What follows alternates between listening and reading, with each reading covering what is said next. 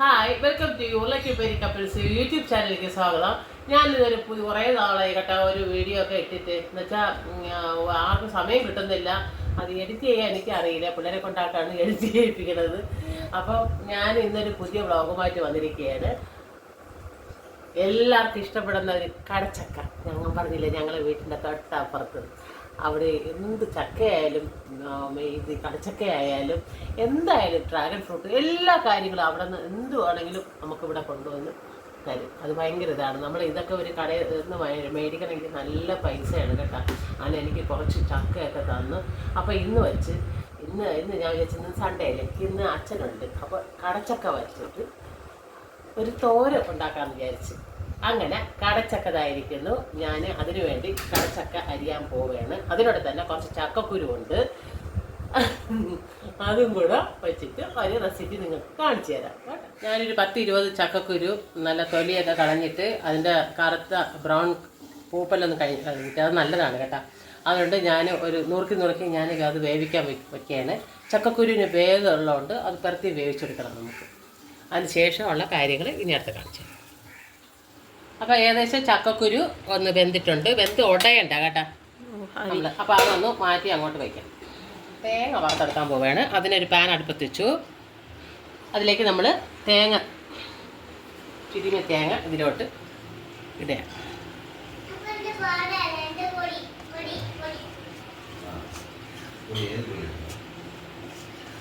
ഈ കടച്ചക്ക ഇത്തിരി gas ഉള്ളതൊക്കെയാണ്.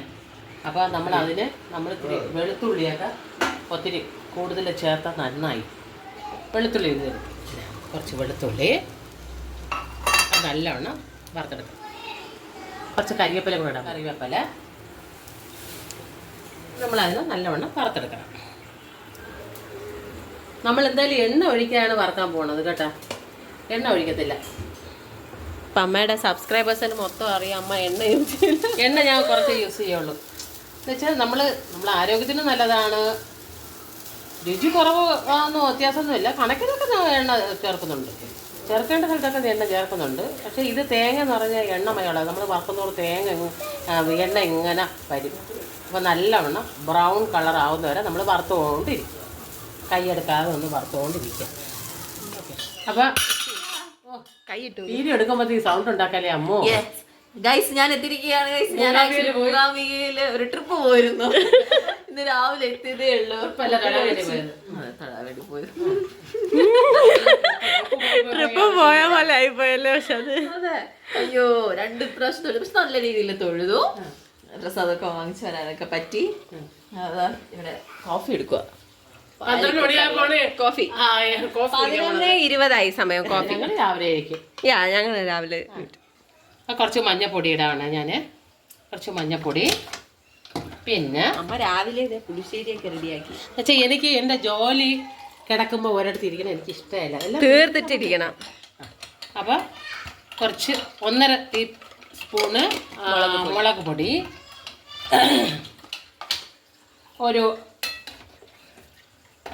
2 teaspoon തികച്ച് വേണ്ട മല്ലിപ്പൊടി, പിന്നെ 1 ടീസ്പൂൺ ഗരം മസാല പൗഡർ. നല്ല പൗഡറാണ് ഗരം മസാല പൗഡർ. നല്ല എന്ന് വെച്ചാൽ ഈ മസാലയൊക്കെ പൊടിച്ചു കൊടുക്കുന്ന സ്ഥലത്ത് നിന്ന് മേടിച്ചതാണ്. അപ്പം നല്ല മണമുണ്ട്. ഓക്കെ, അപ്പോൾ ഇത് ഒന്നിട്ട് മൂപ്പിച്ചെടുക്കാം. എന്നിട്ട് നമ്മൾ ഇത് വാങ്ങി വെച്ച ഉടനെ തന്നെ അടുത്ത നമ്മൾ ഇതുണ്ടാക്കാനുള്ള ഏറ്റവും പ്രധാനപ്പെട്ട സാധനം എന്താണെന്ന് നമ്മൾ കടച്ചക്ക. അത് നമ്മൾ വയ്ക്കാൻ പോകണം. നമ്മളൊക്കെ പറയണത് ശീമച്ചക്ക എന്നതാണ് പറയുന്നത്. ചിലർ കടച്ചക്ക എന്ന് പറയും. അപ്പോൾ അതൊന്ന് നോക്കിച്ചതിന് ശേഷം അതിലേക്ക് നമ്മൾ ഇനി ഒന്നും ചേർക്കണ്ട. നമ്മൾ എല്ലാം ചേർത്തിട്ടുണ്ട് നമ്മൾ. അപ്പോൾ അതൊന്ന് നല്ല ആറ്റിയ ശേഷം നമ്മൾ ഒന്ന് വാങ്ങി വെച്ചിട്ട് അടുത്ത നമ്മൾ ഞാൻ ഇതിലാണ് വെക്കാൻ പോണ ചട്ടി അടുപ്പത്ത് വെച്ചു. ഈ ചട്ടി നിങ്ങൾക്ക് ഓർമ്മ ആണോ? നമ്മൾ പഴം പുളിശ്ശേരി ഉണ്ടാക്കിയ ചട്ടിയാണ് കേട്ടോ. അതിനൊരു ചട്ടി അടുപ്പത്ത് വെച്ചിട്ടുണ്ട്. അതിൽ കുറച്ച് വെളിച്ചെണ്ണ ഒഴിക്കാൻ പോവാണ്.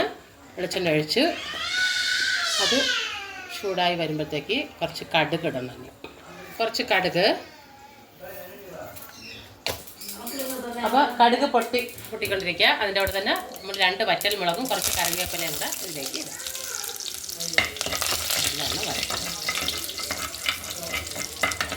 എന്നിട്ട് ഞാനൊരു സവാള വെച്ചിട്ടുണ്ട്, ഒരു പച്ചമുളക്, അത് ക്യൂബ്സ് ആയിട്ടാണ് അരിഞ്ഞത്. അപ്പോൾ നമ്മളിതെല്ലാം കൂടെ ഇതിലേക്ക് ഇടാം.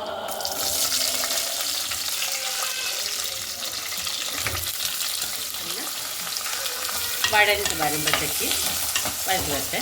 നല്ല ഉപ്പ് കൂടെ ഇടാം. ഉള്ളി പെട്ടെന്ന് വഴണ്ടി ഇടും. ഉള്ളി ഏകദേശം വഴണ്ട് വന്നിട്ടുണ്ട്. ഞാൻ അതിലേക്ക് ഈ കടച്ചക്ക ഇതിലോട്ട് ഇടാണ്. കടച്ചക്ക ഇത്തിരി വെള്ളമൊക്കെ ഉള്ളതാണ്. അപ്പോൾ നല്ലവണ്ണം കഴുകി 2-3 വെള്ളം കഴുകി ഇതൊക്കെ ഇട്ടിട്ട് നമ്മളൊന്ന് ജസ്റ്റ് ഒന്ന് ഇളക്കാം. എന്നിട്ട് ഒരുപാട് വെന്ത് ഉടയരുത്. ഇതൊക്കെ ഏകദേശം ഞാൻ വിചാരിച്ചു ഇതിൽ നിറഞ്ഞു പോകുമെന്നൊക്കെ വിചാരിച്ചിട്ട് നല്ല ഇത്. അപ്പോൾ ഞാൻ ഈ തേങ്ങ വറുത്തത് ഒരു മിക്സിയിലാക്കിയിട്ട് ജസ്റ്റ് ഒന്ന് നമ്മൾ പൊടിച്ചെടുക്കണം. നല്ലോണം മഷിയോടെ അരയില്ല. അപ്പോൾ ജസ്റ്റ് ഒന്ന് പൊടിച്ചെടുക്കാൻ പോകണം. അതാവുമ്പോഴത്തേക്ക് നമ്മൾ ഉള്ളിക്ക് ഉപ്പിട്ടിട്ടുണ്ട്, ചക്കക്കുരു വേവിച്ചതിന് ശേഷം ഉപ്പിട്ടിട്ടുണ്ട്. അപ്പോൾ എല്ലാത്തിലും കുറച്ച് ഇട്ടിട്ടുണ്ട്. നമ്മൾ ഉപ്പൊക്കെ നോക്കി നമ്മളിവിടെ വേണമെന്നുണ്ടെങ്കിൽ പിന്നെ കൂടിപ്പോയി ഒന്നും ചെയ്യാൻ പറ്റത്തില്ല നമുക്ക്. അപ്പോൾ ഇത് നല്ലവണ്ണം ഒന്ന് മിക്സ് ചെയ്ത്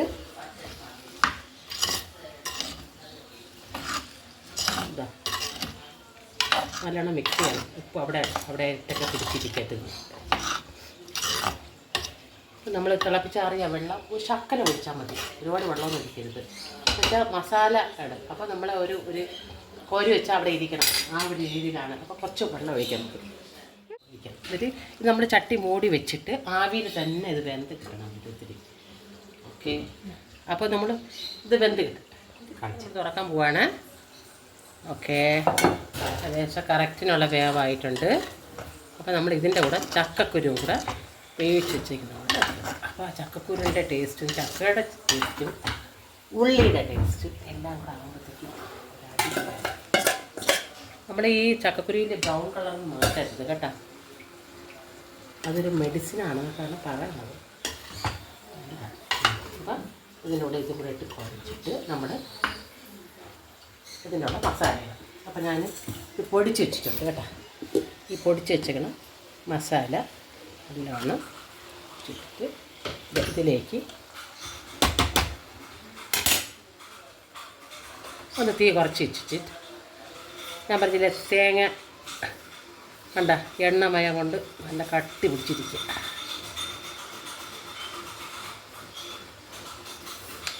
എന്നിട്ട് ഇത് നമ്മൾ ഒരു 2-3 മിനിറ്റ് ഒന്ന് ഈ അരപ്പൊക്കെ ഒന്ന് ചൂടാവാൻ വേണ്ടി അടച്ചു വയ്ക്കണം. അടച്ചു വെച്ചിട്ട് ഒന്ന് കിണ്ടി എടുക്കണം. 2-3 മിനിറ്റ് ഇരിക്കട്ടെ. അപ്പം ഞാൻ ഇറക്കാൻ പോവാണ്.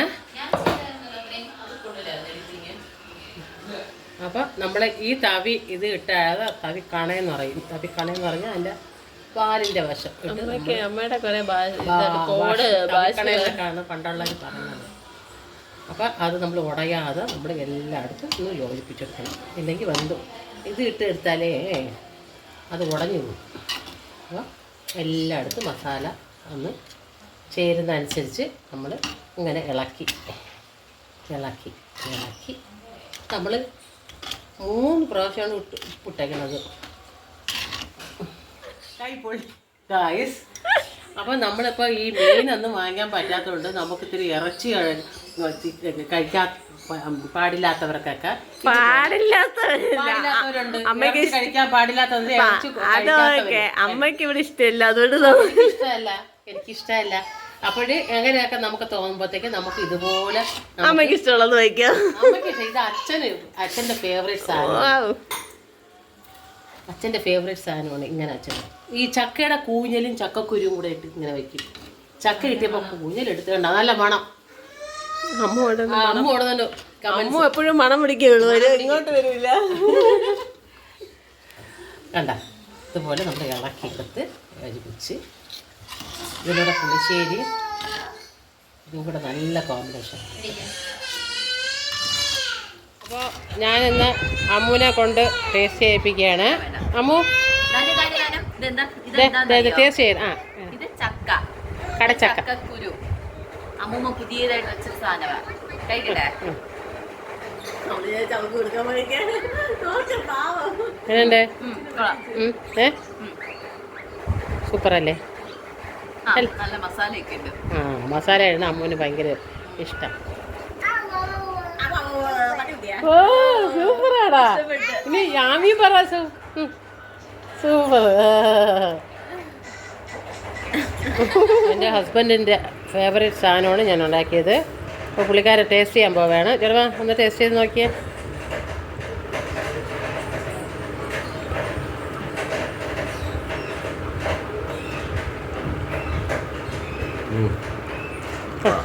കൊള്ളാം. അപ്പോൾ കൂഞ്ഞും ചക്കക്കുരും വയ്ക്കാത്തതിൻ്റെ ഒരു ഇതിൽ തീർത്തല്ലേ? ഓക്കെ. അപ്പോൾ നിങ്ങളെല്ലാവരും പറയൂ, കാണുക. അല്ല, ഇതുപോലെ ട്രൈ ചെയ്ത് നോക്കുക. എല്ലാവർക്കും ഇഷ്ടമായെങ്കിൽ പറയൂ. ഓക്കെ.